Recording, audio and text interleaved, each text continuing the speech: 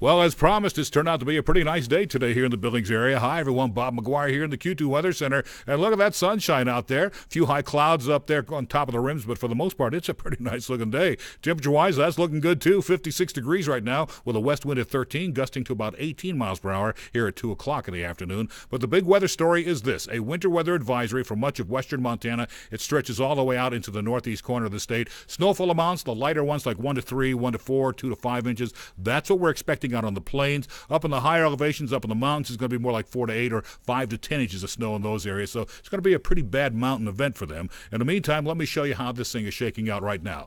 Generally partly cloudy skies across the southern part of the state. A few high clouds starting to roll into northwest Montana by Kalispell and Missoula. And as you pull back, you can see the storm is starting to gather there in British Columbia and Alberta. And our forecast model shows that's what we expect it to do until about 6 o'clock tonight. And then throughout the night, Thursday night into Friday morning, that whole thing starts moving into Montana.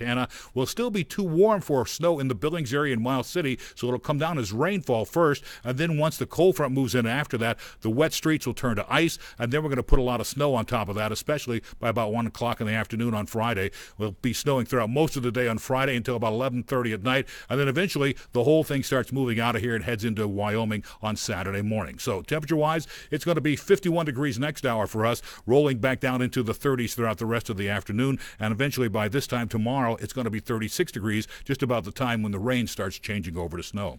We'll have a complete forecast coming your way at 5:30 tonight on the Q2 News, or you can check us out online at ktvq.com.